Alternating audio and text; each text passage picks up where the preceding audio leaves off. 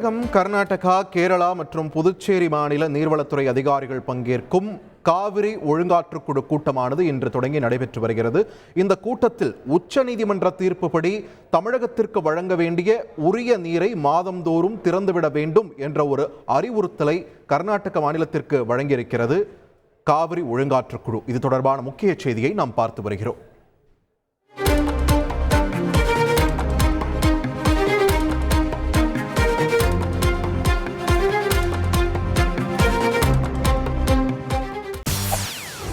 செய்திகளை உடனுக்குடன் தெரிந்து கொள்ள உடனே சப்ஸ்கிரைப் பண்ணுங்க.